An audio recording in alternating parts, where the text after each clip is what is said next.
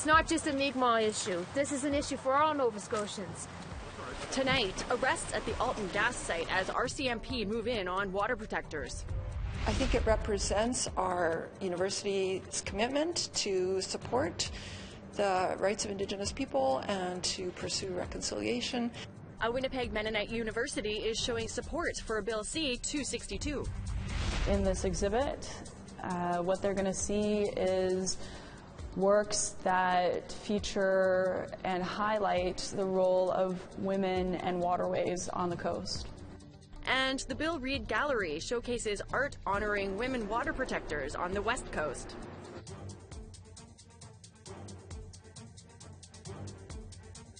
Good evening. Welcome to APTN National News. I'm Melissa Ridgen. 3 Mi'kmaq women have been arrested at the Alton Gas site in Nova Scotia. RCMP moved in this morning to enforce a court injunction. As Tina Roach reports, the arrests won't deter Mi'kmaq opposition to this controversial project. We all need water to live, and it's not just a Mi'kmaq issue. This is an issue for all Nova Scotians. A small group of Mi'kmaq water protectors, allies and the media showed up on the road that leads to the Alton Gas project site to find the RCMP had it blocked. The RCMP has closed the road for police and public safety reasons. We feel that's in everyone's best interest. I understand there will be some people who are not happy with that. However, this is what we have determined to be the best course of action for this particular time. How long is it going to be blocked for? Until we're told that it's safe for people to... The RCMP couldn't say what the threats to public safety were, but confirmed 3 people had been arrested at the project site. When I arrived here, all the road was blocked off. I immediately jumped out the car and ran over to run up the road, and the officers came over and told me I'd be charged with obstruction.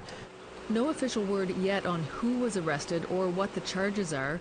But in recent weeks, Mi'kmaq grandmothers have occupied a camp at the entrance to the Alton Gas site. Many Mi'kmaq have opposed the project for years, voicing concerns over environmental impacts on the Sipekne'katik River. The Alton Gas project plans to hollow out underground salt caverns using water pumped from the river and then dump the salty discharge back into this tidal estuary. Jolene Marr says it's not the Mi'kmaq who pose a threat here. It's not any one human being there. It is what Alton Gas is here to do, is what the real public safety issue is. And everybody across Nova Scotia needs to understand that. There's clear environmental evidence that the salt in this river will be detrimental to the fish. The government has an obligation to protect the environment. The Nova Scotia government has given the project the green light and says measures are in place to protect the environment. But Mi'kmaq water protectors are not convinced. We're not going to let up on our resistance. We're going to continue resisting this project. We're going to continue to raise awareness of this project. The Mi'kmaq are planning a rally at Nova Scotia's Province House in Halifax. APTN emailed Alton Gas, but no response. Trina Roach, APTN National News, near the Sipekne'katik River in Nova Scotia. Still in Nova Scotia, the Sipekne'katik First Nation is in mourning. 2 fishermen are dead after their boat capsized about 60 meters from shore. 1 woman survived. Angel Moore was in the community and spoke with the chief. Fishers Ozzie Clare and Nico Clare died after their fishing boat capsized about 60 meters off the coast outside of their community. It looked good, you know, the waters looked calm. The weather seemed quite fair. And so they made their way towards the oyster grounds, and you know, there's a particular point where things can be quite different, and sort of when they went around this particular point, the weather was quite rough, and that resulted in the boat capsizing. Lenore Prosper was also on the boat. She survived. Her uncle Paul Prosper says Nico saved her life.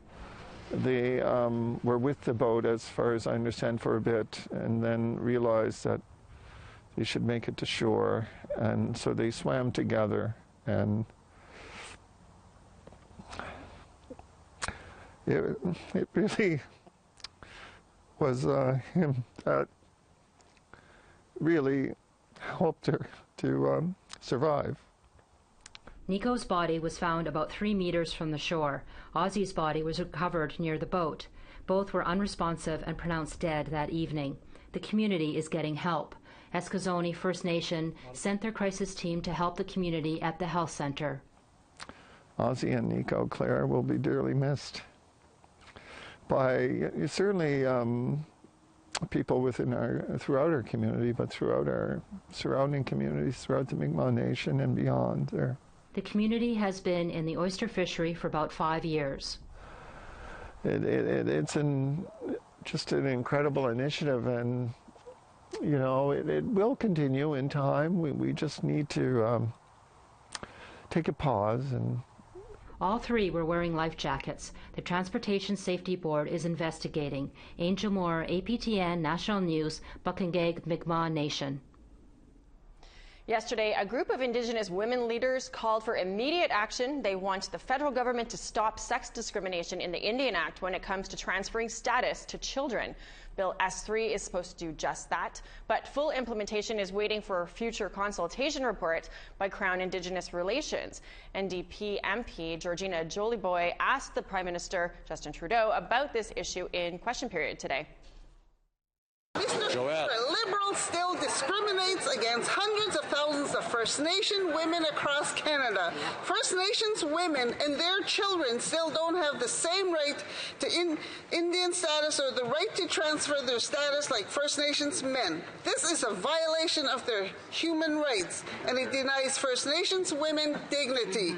Liberals know that they can stop this injustice at their next cabinet meeting. Will the Liberals commit now to ending the discrimination against First Nations women? Yes or no? The Right Honourable Prime Minister. Mr. Speaker, no relationship is more important than that between this government and Indigenous peoples, and that's why we have made historic strides forward on a reconciliation with Indigenous peoples that involves both tangible things like ending boil water advisories and creating more housing and schools on reserves, but also moving forward on rights recognition frameworks and self-government agreements. But all of these are done in partnership and in respect for Indigenous peoples. We are not the ones determining the path forward for them. We are working with them to determine that path forward. We will always do it in respect of their views, not impose ours. L'honorable député Allard. Conservative leader Andrew Scheer is once again challenging Prime Minister Justin Trudeau to take him to court. On Sunday, Scheer revealed a letter from Trudeau's lawyer that threatened a libel suit if Scheer didn't take back claims that the Prime Minister interfered with the prosecution of SNC-Lavalin and lied to Canadians. The issue was once again front and center during question period today. Mr. Speaker, the Prime Minister says that he's put me on notice, hoping that I'll withdraw my statements. I'm not. I repeated them again outside. So I'm putting him on notice that I'm looking forward to the day that he sets for this court case to proceed. But when it comes to falsehoods, Mr. Speaker, the Prime Minister stated that his excuse for interfering in this court case was because of jobs. We now know that that isn't true either. So once again, is the Prime Minister aware of the criminal penalties for committing perjury in a court case? I can understand the member opposite's frustration. His economic plan is in shambles. After 10 years of the lowest growth rate since the Great Depression under Stephen Harper, we turned that around with an approach that invests in Canadians, and therefore Canadians created over 900,000 new jobs over the past 3 years. We've seen the lowest unemployment in 40 years. Our plan is working, and yes, Mr. Speaker, we will always fight for jobs, and we will never apologize for fighting for jobs. Trudeau says that he would be satisfied if Scheer agrees to retract the comment and apologize. In the federal budget, the Liberals announced they would be forgiving loans given to First Nations in treaty negotiations, and now that promise is becoming a reality. APTN's Tina House has this from Vancouver. For many First Nations in Canada, negotiating treaty rights has not only taken time, but it's also a very expensive process. During the recent federal budget announcement, the government stated that they would initiate forgiving loans and reimburse those that have signed treaties. Mr. Bennett. Minister Caroline Bennett was in Vancouver to meet with Indigenous leaders and says that the policy of having communities taking on loans to protect title rights was flawed. It's even in the word claim, like a comprehensive claim. This was, I think, a very Western sort of settler idea of that you have to pay your own legal fees or your own negotiating fees to get what you think is yours. I think that the Prime Minister and the advocacy of the summit has made it clear that that's just not right. For Grand Chief Ed John of the First Nations Summit, he says the forgiveness of loans will have a huge impact on First Nations communities. How big a deal is it? It is a $1.4 billion deal. And to me, when the loans are forgiven and off the books for First Nations, it provides those communities now with opportunities to raise revenues for business opportunities for other development in the communities. BC Treaty Commissioner Marianne Enavoldson is a former chief of the Humalco First Nation near Campbell River, BC. She says the forgiveness of those loans is also a huge step towards reconciliation. The issue of taking on loans for the protection of our rights, title, and culture was very divisive and controversial.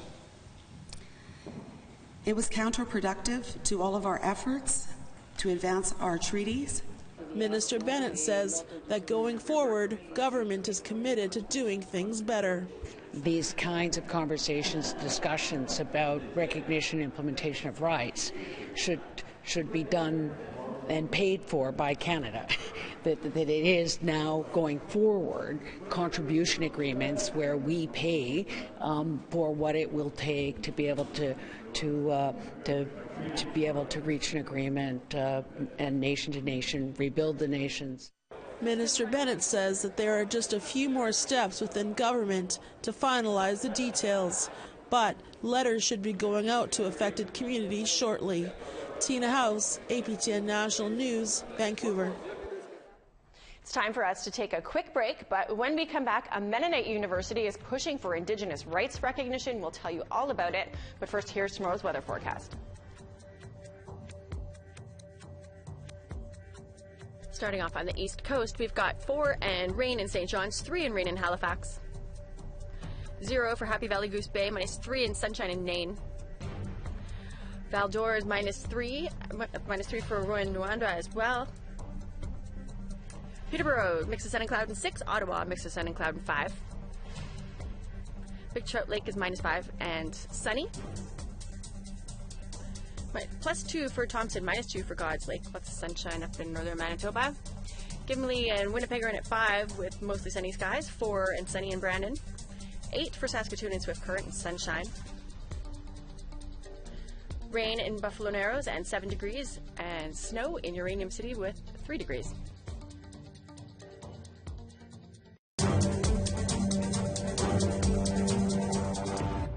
Welcome back. Students at the Canadian Mennonite University in Winnipeg are showing support for Bill C-262, which would entrench Indigenous rights in Canada. As Ashley Branson tells us, the university has been supporting Indigenous rights for a long time. This sign, Pass Bill C-262, spanned across a busy street in Winnipeg. It was a student-led initiative in conjunction with a rally that took place at the Canadian Mennonite University in Winnipeg. Bill C-262 is an act to ensure the laws of Canada are in harmony with the United Nations Declaration on the Rights of Indigenous Peoples. Fourth-year student Allegra Friesen-Epp is the organizer of this initiative. She says the university has been striving to raise awareness on Indigenous issues for a long time. Essentially, I think it comes down to our belief as an institution in the rights of every human being, regardless of race, and understanding our history and understanding that we are settlers and that we're part of a colonial past, and that to be good Christians is to respect each other and to advocate for the rights of everyone. The Truth and Reconciliation Commission called on educational institutes to support reconciliation initiatives. In 2015, Canadian Mennonite University joined 8 other learning facilities in Manitoba to sign an Indigenous education blueprint. Sheila Clausen-Wiebe is an associate professor at the university. I think it represents our university's commitment to support the rights of Indigenous people and to pursue reconciliation. Clausen-Wiebe says why it's important to spread awareness of Indigenous issues like this bill.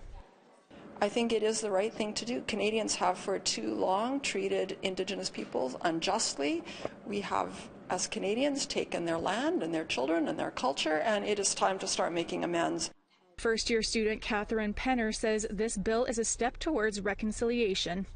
I have so much hope that it will be passed, and I think it'll just be like a joyous triumph for everybody to be able to come together, Indigenous and settler people alike, to be able to move forward as partners. If Bill C-262 becomes law, it would make Canada the first country to harmonize with the UN Declaration of Indigenous Rights. It's currently in second reading at the Senate. Ashley Branson, APTN National News, Winnipeg. The province of Quebec introduced an initiative to revitalize Indigenous languages in the province and around the world. For many years, Canada prohibited all Indigenous cultural practices. Many were forbidden from speaking their mother tongue. And now, in partnership with an organization that usually works with Francophones, Indigenous youth will soon be spreading their language around. Sophie-Claude Miller tells us more. On lance aujourd'hui la mesure autochtone. Up to $500,000 over 5 years will be available to Indigenous youth who wish to share the language and the culture with other Francophones around the world. For the Inuk youth, Olivia Leah Thomasy, who visited France for the first time last year, it was a life-changing experience. I've learned a lot in my trip in France, which changed a lot of me about seeing life.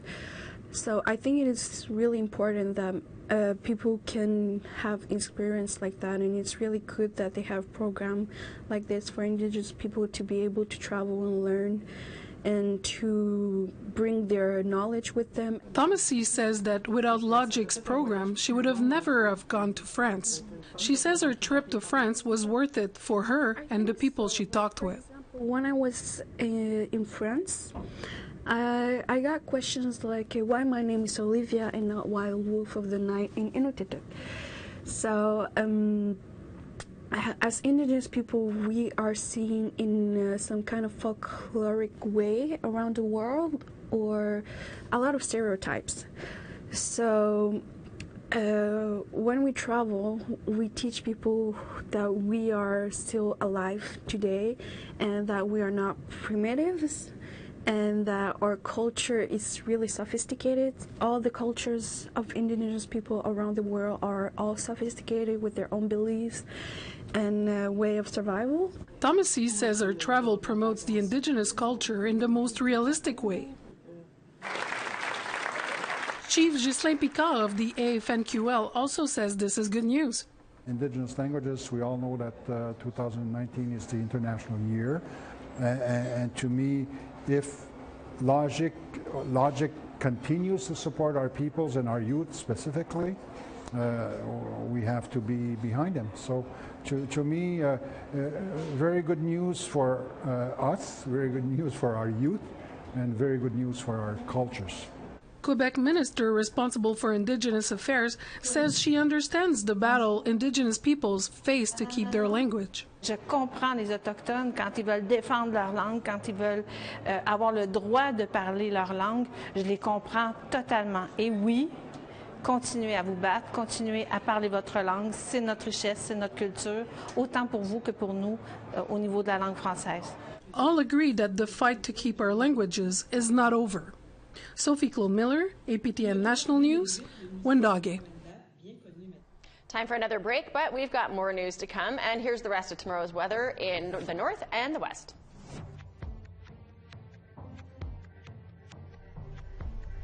Off to northern Alberta, we've got 12 in Fort McMurray and Fort Chip, cloudy skies. 11 in sunshine in Lethbridge, 13 and sunny in Medicine Hat. 10 and rain in Tofino, 11s for Vancouver and Victoria and rain. 11s for Smithers and Prince Rupert and Sandspit. 11's for Dawson and Mayo. Sunny skies up there. Sunshine and 6 in Norman Wells, 3 and sunny in Wati. Tuckazin at -9 and clear skies. Sax Harbor's -18 and clear. -3 in Baker Lake and Chesterfield, -2 in Whale Cove, -1 in Arviat.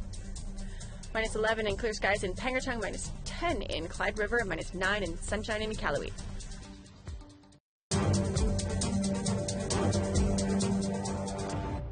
Welcome back. A new exhibit at Vancouver's Bill Reid Gallery celebrates women activists and their fight to protect water. Here's APTN's Tina House again with this story. This image here is of Audrey Segal. It's been taken with a tintype process that artist Kaylee Spitzer uses and is known for. These photos of waterkeeper and activist Audrey Segal are just a few of the pieces in the Kayulv, a Hunkamanam word meaning water honors us. It's also called the Women in Waterways exhibit. It's currently featured at the Bill Reid Gallery in downtown Vancouver, with 9 emerging artists from across the northwest coast. Allison Marks is Tlingit from Alaska, and her art, named Mother, retells the mythological story about how a woman gave birth to Raven, who then released the sun, moon, and stars in the sky. My take on the story is it was women's relationship with water that illuminated the world. I love the Bill Reid Gallery, so the venue is incredible. I'm also deeply moved by the Rematriate Collective and, of course, our recent struggles, fighting for water. It's very important. One of the project leads, Tassima Ingaris, says this exhibit is a way of telling personal stories with diversity, and the theme is water. In this exhibit, what they're going to see is works that feature and highlight the role of women and waterways on the coast. We saw that as a very important theme to feature activism and feature also bodies that stand in the way of industry, and we felt that was a very important theme to showcase. Some works feature form, line, and design. Other works are utilizing other practices, other Indigenous practices, and a lot are also in line with a contemporary practice. And this other photo by photographer Kaylee Spitzer pays tribute to Audrey Segal's late sister, Maria. She passed away earlier this year. Especially in this day and age where issues of missing and murdered Indigenous women are so prevalent, that this work was important to be able to show this side of being somebody who, again, is an activist, somebody who speaks out against these very critical issues. This exhibit is on until October of 2019. Tina House, APTN National News, Vancouver. That's your news for this Wednesday. If you've missed anything this week, be sure to visit our website, aptnnews.ca. I'm Melissa Ridgen. Have a great night, and I'll see you back here tomorrow.